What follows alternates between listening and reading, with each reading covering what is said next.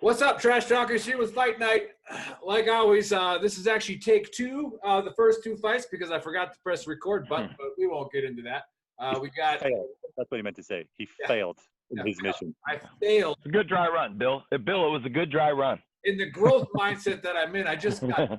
All right, this time I actually pressed record, so I'm 100% improved from my first attempt. Anyways, my only job was to record this fight picks, and I screwed that up, or failed, as Bill would say, but we're past that now. Once again, big shout out 10th Mountain Whiskey. I didn't say that the first time, so 10th Mountain Distillery, thanks for the rye whiskey. It's tasted pretty good tonight. Let's go to the scorecard real quick. As you can see, Trigger Joe's got the lead over the Mad Russian by 1 point after a 3-0 shellacking 2 weeks ago on a fight card that was 3 weeks ago, actually, on a fight card that was just horribly changed. But whatever, Joe still obviously proved his, reign over Bill on his superior knowledge of UFC. So let's go to the first fight. It's a middleweight fight, Townsend versus Dusko Todorovic. So let's go to the tape on that one. All right, Joe, the leader, the champ right now, the belt holder. Who do you got in this first fight? Oh, thank you for that beautiful and so necessary introduction. It's nice. I'm pulling the buddy Beckwith, squatting on somebody's porch and doing the show and just kind of looking over the edge at Bill. And it feels good to be here. So, I think I'll stay. I have Todorovic by second round sub in this fight. Now he's got some finishes. He's got quite a few sub finishes, and this Townsend's been subbed a lot. So I'm taking the kid in his UFC debut by second round submission, Todorovic. All right, there you have it from the champ. So Bill, the Mad Russian, who do you got in this fight? So before I get into mine, again, he's not holding any belt. That's definitely still my belt. This bet goes for 6 months now. But the fact that you little girls are doing cartwheels over being ahead by 1 point lets me know that I live in your heads rent-free. And I thank you for that. I like to dance, Bill. Dance, monkey, dance. So, again, Joe and I agree on the winner of this. And for all you better men out there, you know that when Joe and I agree on a winner, that's the one you put money on. So Townsend has been submitted a lot, but he also has glass for a chin.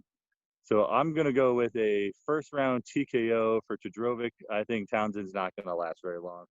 But again, they're both new. They're both coming up. But Townsend doesn't stand a chance against this dude. So if you're betting on a winner, bet on Todorovic, first-round TKO. There you have it, fight fans, for you degenerate gamblers. Like Bill said, if these two guys agree on a fight, they're picking over 90%. And that's, it's almost like a lock. If you've been betting with these guys the last 3 or 4 months, you'd have a lot of money in your pocket. Anyways, on to the next fight. We got a bantamweight fight. We have Kyler Phillips and Cameron Elsay. Like I said in the first take that's not recorded, was these guys are both named after girls. So they both grew up scrapping. So it's a tough one to pick. Anyways, Bill, who do you got in this fight? This was actually one of the easier fights to pick. Again, both these guys are coming up, but I think Joe will have to correct me on this. I think one is like a 420 favorite over the other one. Same thing. I'm going to go with Phillips, first round TKO. This one's not going to last long, and Else is going to probably catch a pretty hardy ass whooping on this one. We'll go with Phillips, first round TKO. Very nice, very nice. Trigger Joe, who you got?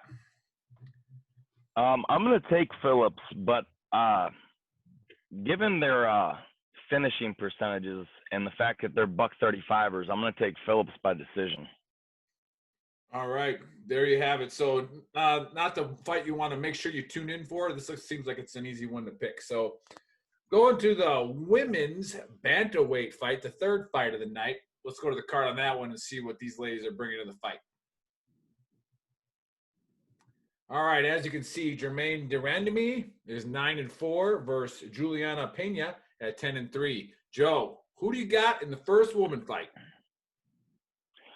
I have 100% got Jermaine Durandamy.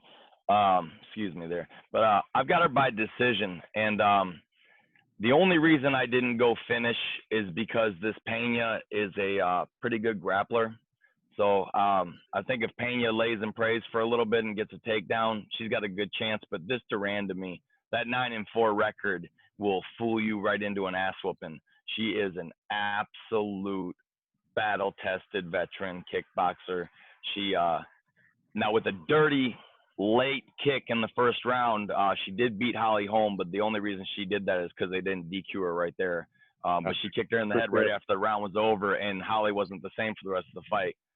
Should have been a DQ, but anyway, she was ugly, she was mean, and she didn't mind getting dirty. And I don't think this Pena's got what it takes to get that, just have that warrior mentality like Duran to me does. I think she's just way too tough. So I got her by decision because I think Pena stands a chance in the wrestling department, but not in the stand-up.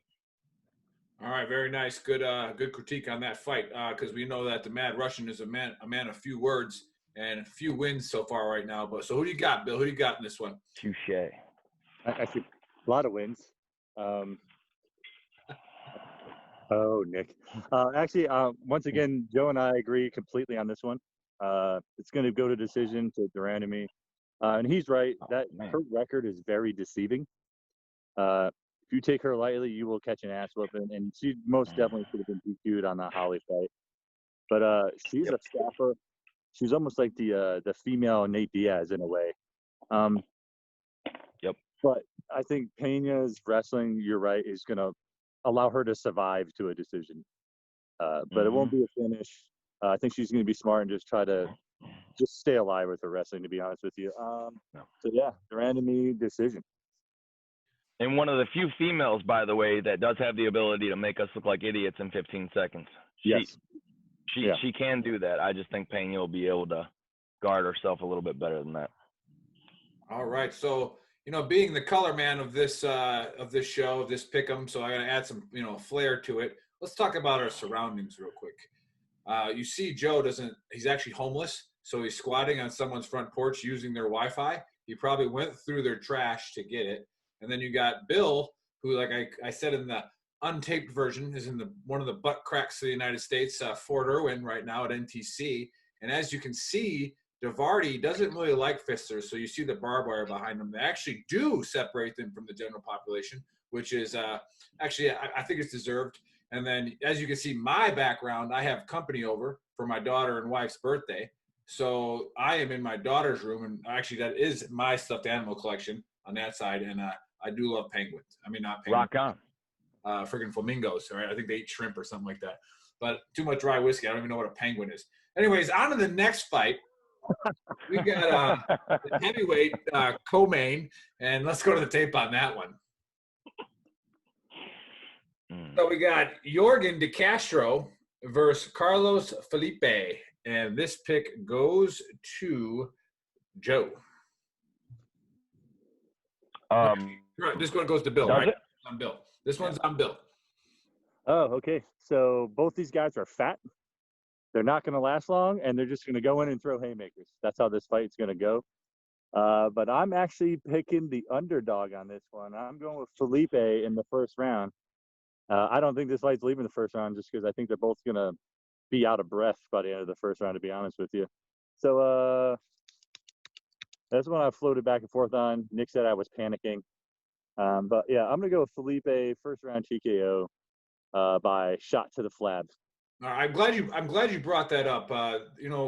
They send the picks to me separately, and as I'm trying to get my day going and trying to get things progressing, moving forward, I got Bill texting me, changing all kinds of stuff, and I'm like, man, you're only down by one. What's with the panic? I just don't understand. First of all, I changed two fights because you two girls woke me up with your texts of you asking Joe to hurry. Canadian football punts on third down, Bill.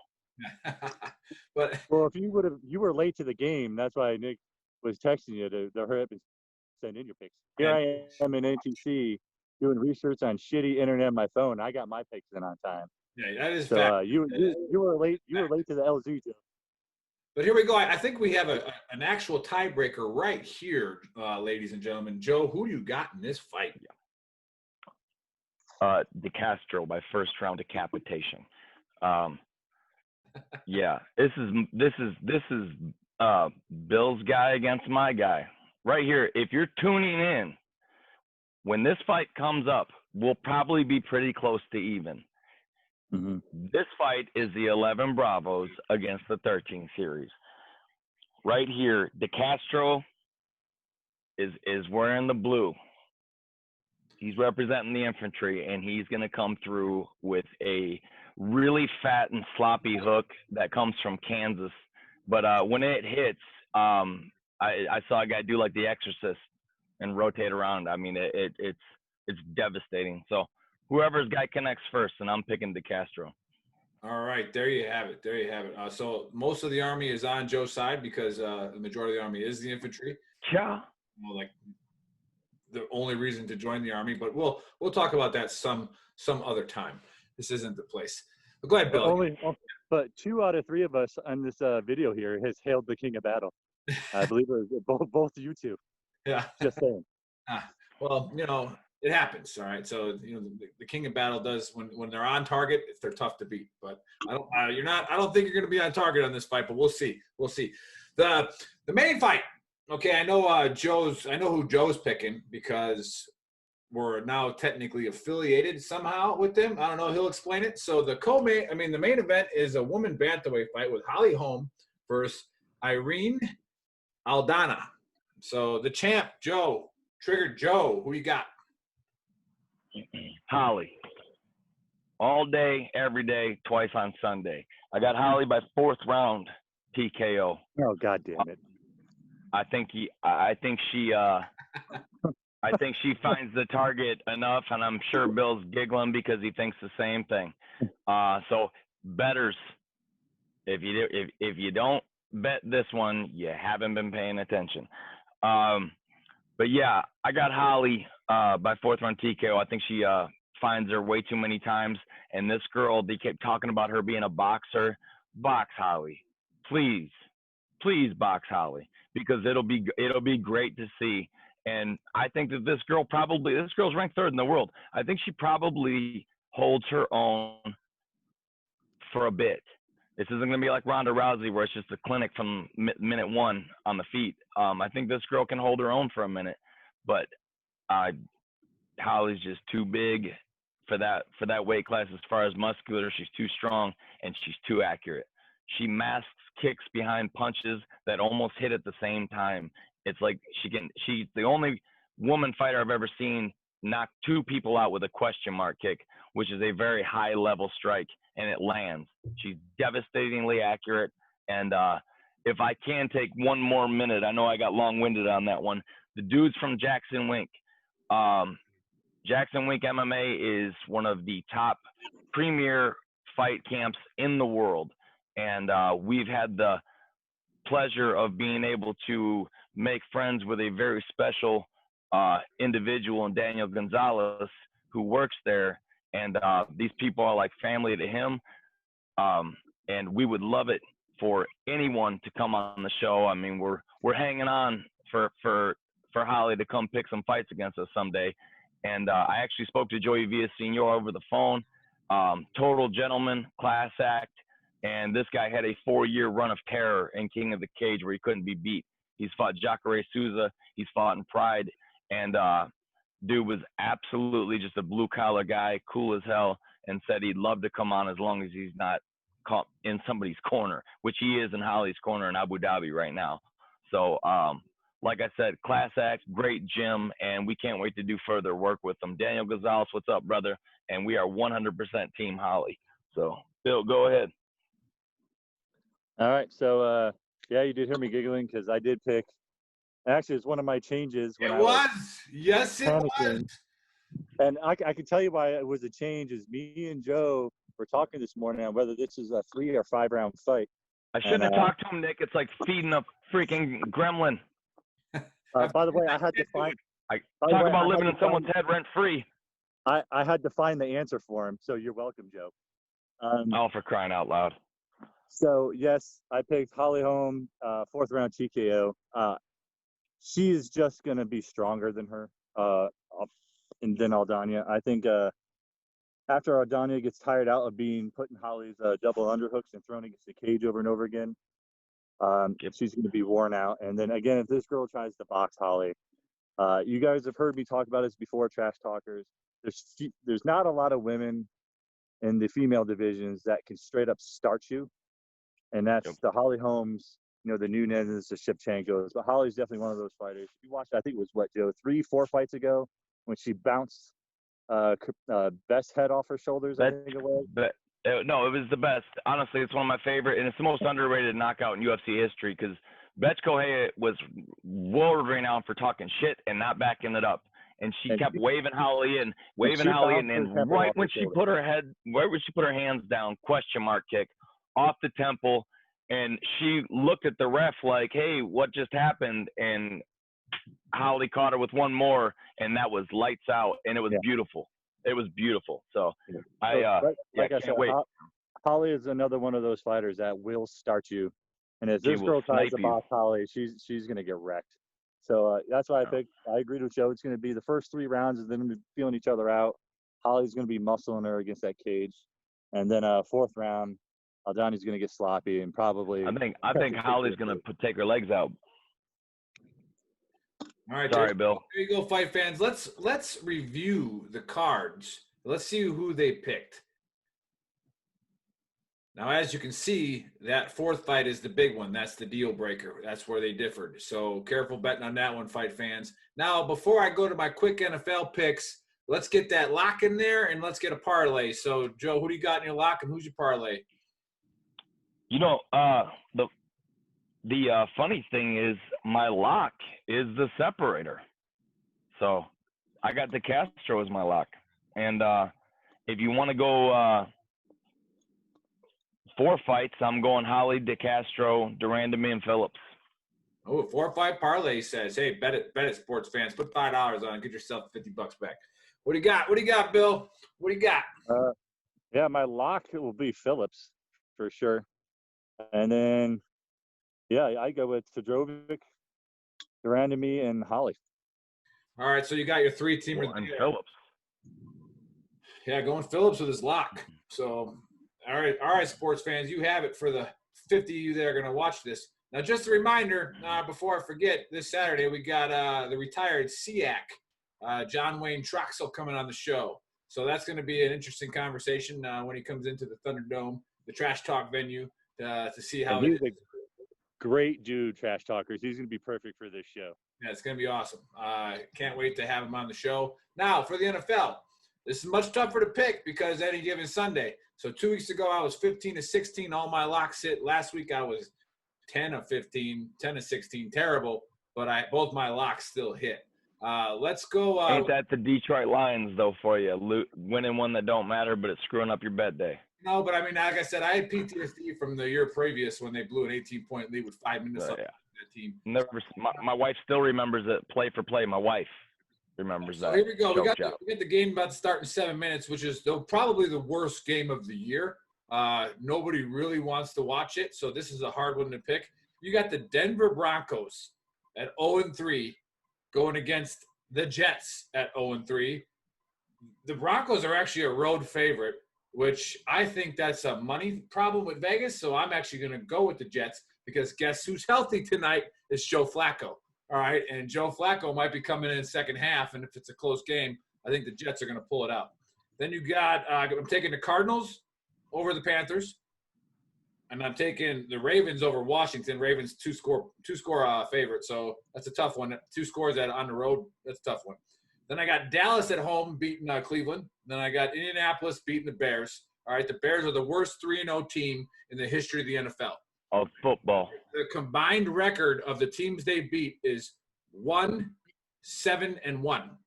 All right, and they shouldn't have beat the Detroit Lions except for Bob Menry's shitbag titty fuck of the week who dropped the ball in the end zone. So if you haven't watched Bob Menry, get on that guy. That guy is. Oh no, he didn't. He fucking dropped it. So there you go. Now you got Jacksonville at the Bungles. All right, it's hard picking the Bungles anytime, but I'm taking them. The Bungles are taking them down.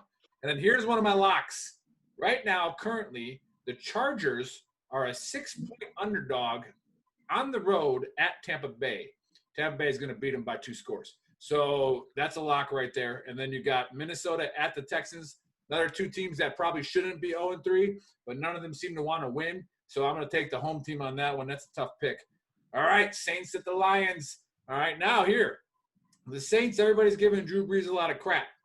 But, man, I'm telling you, that's another team that, they easily could have won. They could have beat the Packers, and they could have beat Las Vegas. And Las Vegas is no slouch. So I'm going to go the Saints in a 3-point win on that one. And then here's my second lock. For some reason, somebody's all over Miami. Seattle's only a 1-score favorite over Miami. All right? Seattle. Como what? Seattle is going to monster them. So I'm going to go Seattle as my second lock. Go ahead and parlay that one. Both against the spread. Just do it. And then you got New York at the Rams. New York is fielding Rutgers right now. I think half of Rutgers' team just signed up to play for New York. They are horrible. So the Rams are going to punish them. Here's a tough game. You got 3-0 Bills going into Las Vegas. Las Vegas is dangerous. I'm telling you, don't mess with Gruden and don't mess with that second-year running back Jacobs. They're really good. So I'm going to go with the Raiders on that one. Tough one. My boy Cam going into Arrowhead. Anybody watch that Monday night game? Chiefs look unfreaking beatable. Now, like I said, any given Sunday, can Cam pull it out? Probably, but I'm going to go with the Chiefs on that one. All right, Eagles at San Francisco. I have a feeling Jimmy G's coming back, so I'm going to go with San Francisco plus the Eagles. The Eagles, they punted it at the 45-yard line in overtime with 2 minutes left. Like, Doug Peterson, what are you doing against the Bungles? And they only needed 3 yards. It was like 53. He punted. He punted it. Like, here, I'll take the tie. Hey, and by the way, on the Chiefs game, my son asked me tonight at dinner. He goes, "Hey, Dad, who do you got in the Super Bowl?" I said, "It's a little early to figure out who the Chiefs are going to play." Yes, that's a fact. I mean, that's what they look like. What happened to the Chiefs are injuries, and I don't want to wish that juju on them, but that's because it's great football to watch. But again, the only thing I can give Doug Peterson some credit for is I think he punted it because he looked at the record of his division, which is 1-2 is leading it. So he's like, you know what? I'll take the tie because if we go on a run, I only need 6 wins. So he might have been thinking that. I'm going to give him that credit. He's a Super Bowl winning coach. So it is what it is. Now, he did call one of the greatest Super Bowls of all time. Yeah. And he was a backup in the West Coast offense to Brett Favre for years. We all loved that. Anyways, who are the Chiefs going to play in the Super Bowl? I think if you're watching the Packers offense, even minus Devontae Adams, you can put any receiver in that offense right now. And the way Aaron Jones is running, those receivers are going to get open. So they're going to play the Packers. All right. And I know I'm a homer, but I've also dogged the Packers for the last 4 or 5 years. Everybody can tell you that. Packers look really sharp right now. So as long as they don't hit the injury bug, they're going to be dangerous. And especially with no fans on the road games won't bother Aaron Rodgers because there's no fans. But there's my picks. Yep. Again, my 2 locks are Seattle at Miami and Tampa Bay at home against the Chargers. So there's your picks. And watch the fights this Saturday and watch it. So guys, on ESPN. On ESPN, yep. ESPN. Free. Thanks for coming on, and we'll see you on Saturday.